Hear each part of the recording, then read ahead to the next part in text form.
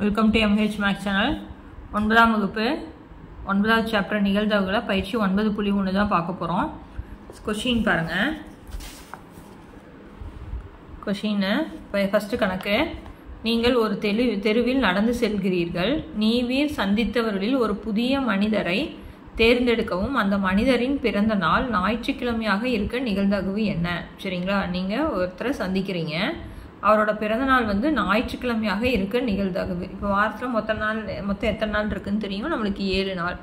ஓகேங்களா, அதில் ஞாயிற்றுக்கிழமை அப்படிங்கிறது எத்தனை டைம் வரும்? ஒரு தடவை தான்.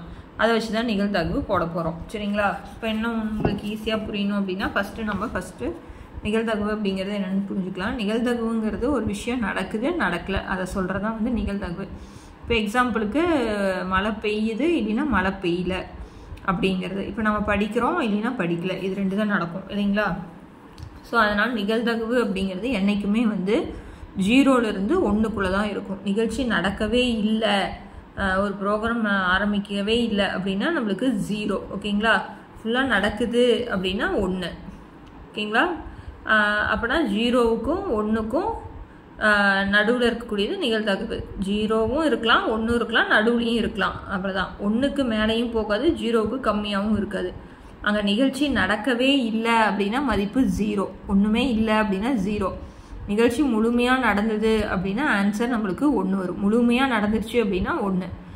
அது நம்ம பின்னாடி கொஷின் வரும்போது உங்களுக்கு இன்னும் ஈஸியாக புரியும். ஓகேங்களா, இதை மட்டும் நல்லா தெரிஞ்சுக்கோங்க. நிகழ்ச்சி நடக்கவே இல்லைன்னா 0, நிகழ்ச்சி முழுமையாக நடந்ததுன்னா ஆன்சர் 1. ஓகேங்களா, நிகழ்தகவுங்கிறது 0 to 1 தான் இருக்கும் நடுவில். இதுக்கு மேலேயும் போகாது, கீழேயும் வராது. ஓகேங்களா, இப்போ ஃபஸ்ட்டு கணக்கு நம்ம என்னென்னு சொல்லியிருக்காங்க. நம்ம ஒரு தெருவில் நடந்து போகிறோம், அப்போ ஒரு புதிய மனிதர் சந்திக்கிறோம். அவங்களுடைய பிறந்தநாள் வந்து ஞாயிற்றுக்கிழமையாக இருக்க நிகழ்தகவு. நம்மளுக்கு ஃபஸ்ட்டு வந்து கூறுவெளி எழுதிக்கணும். கூறுவெளிங்கிறது என்ன அப்படின்னா என்னென்ன இருக்குது, நம்மளுக்கு என்னென்ன வாய்ப்புகள் இருக்குது அப்படிங்கிறத நம்ம சொல்கிறதா வந்து கூறுவெளி வந்து எஸ்ன்னு சொல்கிறோம். ஓகேங்களா, அதாவது திங்கள், செவ்வாய், புதன், வியாழன், வெள்ளி, சனி, ஞாயிறு. ஓகேங்களா, இப்போ N(S) எழுதுகிறோம். N(S) எத்தனை? 7. இப்போ ஞாயிற்றுக்கிழமையாக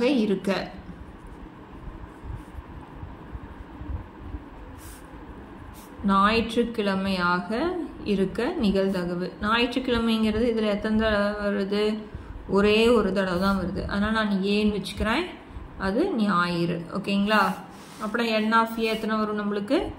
1. இப்போ P(A) P அப்படிங்கிறது ப்ராபபிலிட்டி. ஓகேங்களா, P(A) அப்படின்னு நம்ம என்ன எழுதுறோம்னா N(A)/N(S). N(A) தான் நம்மளுக்கு என்ன தெரியும்? 1/7. அப்படின்னா P(A) N(S) வந்து 7. ஓகேங்களா, அப்புறம் N(A) வந்து 1, N(S) வந்து 7. அதனால் P(A) = 1/7. புரிஞ்சுதுங்களா? அடுத்த கொஸ்டின் பாருங்கள்.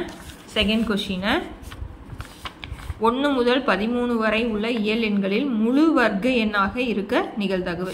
இந்த 1லேருந்து 13க்குள்ளே இருக்கக்கூடிய வர்க்க எண்ணை, முழு வர்க்க எண்ணை நம்ம என்ன பண்ணணும்? கண்டுபிடிக்கணும். ஓகேங்களா, இப்போ செகண்ட் கொஸ்டின் பாருங்கள். நம்மளுக்கு வந்து எந்த நம்பர்லேருந்து எந்த நம்பர் வரைக்கும் சொல்லியிருக்காங்க? 1லேருந்து 13 வரைக்கும். அப்படின்னா எஸ் வந்து நம்ம என்ன எழுதுகிறோம்? 1, 2, 3 எக்ஸட்ரா நம்மளுக்கு 13. ஓகேங்களா, அப்படின்னா N(S) எத்தனை நம்மளுக்கு? 13. N(S) வந்து 13. இப்போ அதில் வந்து நம்மளுக்கு என்ன சொல்லியிருக்காங்க? முழு வர்க்க எண்ணாக இருக்க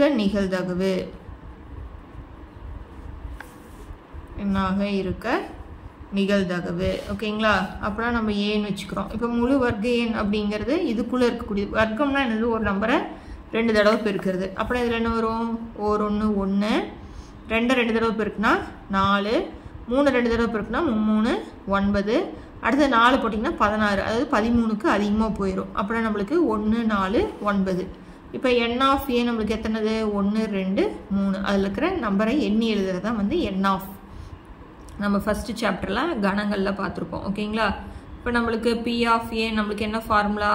N(A/N(S). அப்படின்னா நம்ம என்ன போடலாம்? 13/13. அப்படின்னா P(A)வோட மதிப்பு நம்மளுக்கு 3/13. ஓகேங்களா, அவ்வளோதான் சம். ரொம்ப ஈஸியான சாப்டரும் கூட. இப்போ அடுத்த சம் பார்க்கலாம்.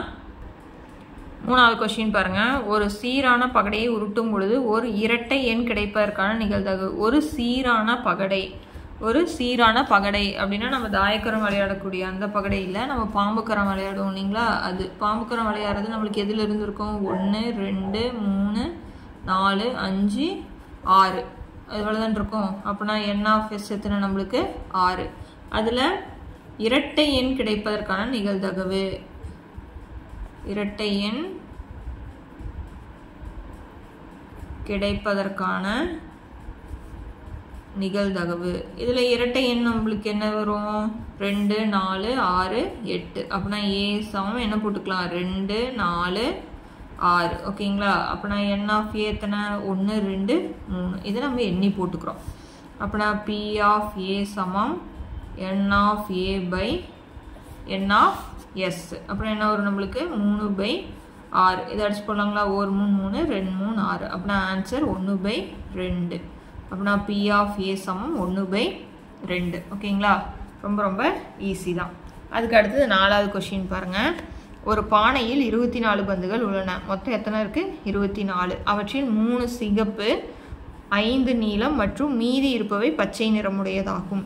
அவற்றில் ஒன்றை தேர்ந்தெடுக்கும் பொழுது அது ஒரு நீல நிற பந்து, ஒரு சிவப்பு நிற பந்து, ஒரு பச்சை நிற பந்தாக இருக்க நிகழ்தகவு என்ன அப்படின்னு கேட்டிருக்காங்க. சரிங்களா. மொத்தம் எத்தனை பந்து 24 பந்து. அதில் சிவப்பு 3, நீலம் 5, மீதி இருக்கிறது. அப்படின்னா 5 3 கூட்டினா நம்மளுக்கு 8. அப்படின்னா 24லேருந்து 8 கழிச்சோம்னா நம்மளுக்கு 16. அப்படின்னா மீதி என்னது பச்சை, 16 பச்சை. இதில் நம்மளுக்கு ஃபஸ்ட்டு நீலம் எத்தனை 5. அப்படின்னா 5/24ன்னு போட்டுக்கலாங்களா. அவ்வளோதான், ரொம்ப ரொம்ப சிம்பிள். அப்புறம் ஒரு சிவப்பு அப்படிங்கிறது எத்தனை 3. அப்படின்னா 3/24.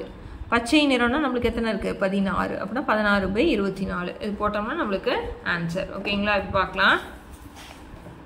இப்போ மொத்தம் எத்தனை இருக்குது அப்படின்னா s சமம் போட்டு 3 சிவப்பு 5 நீலம். இப்போ 24 மைனஸ் 3 8 மொத்தம் 16. அப்படின்னா 16.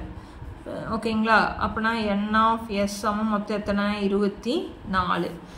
புரிஞ்சுதுங்களா. இல்லை அப்படின்னா நம்ம எடுத்தோம்னா டேரெக்டாக இது எழுதணுங்கிறது கிடையாது. n(s) சமம் 24ன்னு எழுதிடலாம். இப்போ ஃபஸ்ட்டு அதில் நீல நிற பந்து. நீல நிறம் நம்மளுக்கு எத்தனைன்னு தெரியும் 3. அப்படின்னா n(a) எத்தனைன்னு எழுதிடலாம் 3. அப்படின்னா p(a) சமம் n(a) n(s). அப்படின்னா 3/24. இதை அடிச்சு போட்டோம்னா 1 3 3 8 3 24. அப்படின்னா p(a) சமம் 1/8. ஓகேங்களா. அதுக்கு அடுத்தது ரெண்டாவது என்ன சொல்கிறாங்க சிவப்பு நிற பந்து. சிவப்பு நிற பந்து. சிவப்பு நிறம் நம்மளுக்கு தெரியும் எத்தனைன்னா 5. அப்படின்னா n(b) சமம் 5. ஓகேங்களா. அப்படின்னா p(b) சமம் n(b/n(s). அப்படின்னா 5/24. அப்படின்னா 5ஐயும் 24ஐயும் நம்ம என்ன பண்ண முடியாது அடிக்க முடியாது, அதனால் விட்டுறோம். ஓகேங்களா. அடுத்தது பச்சை நிற பந்து. மூணாவது பச்சை நிற பந்து.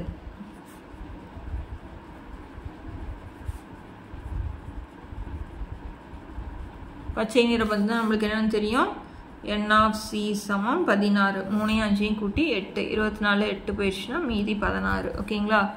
அப்படின்னா p(c) சமம் n(c/n(s). அப்படின்னா 16/24. இது ரெண்டும் எந்த வாய்ப்பாட்டில் வரும்னு பாருங்கள். உங்களுக்கு ஈஸியாக அடிக்கணும்னா ரெண்டாவது வாய்ப்பாட்டிலே அடிங்க. 8 2 16 1 2 2 2 2 4. ஓகேங்களா. இது ரெண்டு எந்த வாய்ப்பாட்டில் வரும் 4வது வாய்ப்பாட்டில் வருமா. 4வது வாய்ப்பாட்டில் 2 தடவை 2 4 8. அடுத்து இங்கே 3 4 12. அப்படின்னா என்ன எழுதலாம் p(c) சமம் 2/3. அவ்வளோதான். ஓகேங்களா. ரொம்ப ரொம்ப சிம்பிளான கொஷின்ஸ் தான். அடுத்தது 5வது கொஷின் பாருங்கள். 5வது பாருங்கள். 2 சீரான நாணயங்களை ஒரே நேரத்தில் சுண்டும் பொழுது 2 தலைகள் கிடைப்பதற்கான நிகழ்தகவு யாது? 2 சீரான நாணயம். 2 நாணயத்தை சுண்டுறோம் அப்படின்னா முதல்ல நம்மளுக்கு என்னென்ன விழுகும் அப்படிங்கிறத தெரிஞ்சுக்கிறோம். 2 நாணயத்தை அட் அ டைமில் சுண்டுறோம். 2லேயுமே தலை விழுகும், 2லேயுமே பூ விழுகும். ஃபஸ்ட்டில் தலை, 2வது பூவு, அப்புறம் பூ தலை. இதுதான் நம்மளுக்கு வாய்ப்பு. ஓகேங்களா. அதனாலே எழுதிடுறோம். அதில் 2 தலை கிடைப்பதற்கான நிகழ்தகவு, 2 தலை கிடைப்பதற்கான நிகழ்தகவு தான் பார்க்குறோம். ஓகேங்களா? இப்போ பார்த்தாச்சு, கொஷின் பாருங்கள், கொஷின் பார்த்தாச்சு, ஆன்சர் பார்க்கலாம். இப்போ என்னென்ன வாய்ப்பு நம்மளுக்கு? 2மே தலை, ஒரு தலை ஒரு பூவு, ஒரு பூ ஒரு தலை, 2மே பூவு. ஓகேங்களா? அப்போனா n(s) எத்தனை? 4. புரிஞ்சுதுங்களா? இப்போ இதில் என்ன சொல்கிறாங்க? இரு தலைகள் கிடைப்பதற்கான நிகழ்தகவு. ஓகேங்களா? அப்போனா A சமம் 2மே தலை அப்படின்னா இதுதானே, அப்போனா h. அப்போனா n(a) சமம் எத்தனை இருக்குது? 1. பாருங்கள், இது 1 2 3 4 போட்டோம், இங்கே இது ஒன்றே தான், அதனால் அதை 1ன்னு போட்டுக்கிறேன். அப்போனா P(a) சமம் n(a)/n(s). அப்புறம் என்ன எழுதலாம்? 1/4. அப்படின்னா ஆன்சர் புரிஞ்சுதுங்களா? அவ்வளோதான், ரொம்ப ரொம்ப ஈஸியான சம். ஓகேங்களா? இந்த சம்மோட இந்த வீடியோ முடிக்கிறேன். அடுத்தடுத்த சம்ஸ் பார்க்கணுன்னா சேனலை சப்ஸ்கிரைப் பண்ணிக்கோங்க. தேங்க்யூ.